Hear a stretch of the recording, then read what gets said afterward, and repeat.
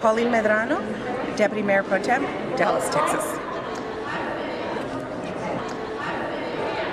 Well, I think first of all is education. We must do a better job in graduating our youth from high school and preparing them for higher education and or workforce, which then impacts my job because, as a Deputy Mayor Pro Tem of the City of Dallas, we are constantly selling our city to either tourism, conventions, and of course corporations to move to Dallas.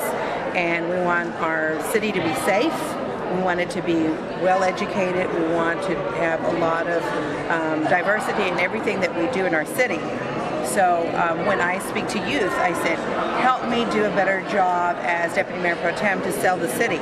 Because if I go and speak to corporations outside our city, outside our state, I want them to say, we have a safe city and we have an educated workforce ready to come and work for your corporation. So I think one of the main things that we have to do is definitely the challenge is to graduate more youth and then prepare them for either workforce and or universities. So that's number one. Number two, and I think it goes along with number one, is making sure that we have quality after school,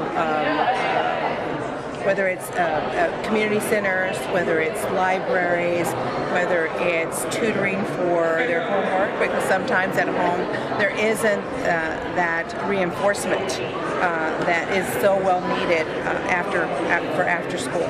So we need that, and that's where city government can come in with after-school programs, partnering with the school districts.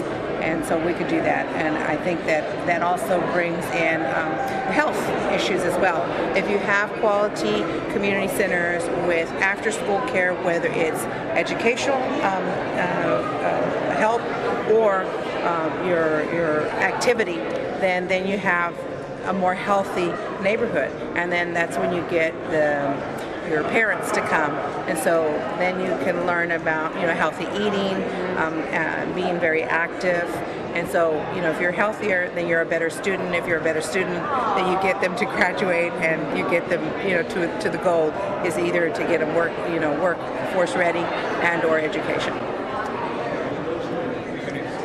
In Spanish, it's orgullo. In English, pride. That in my lifetime, that I will see someone on the Supreme Court that looks just like me, that speaks just like me, that especially for our youth, that they see someone that walks like them, talks like them, looks like them, that they are a leader, and also is part of the Supreme Court, that they can look up to, that they can do anything, especially if they study her how she grew up. She grew up in really tough times, even tougher than some of the kids in our neighborhoods. So if she can do it, they can do it. So I think it's with pride.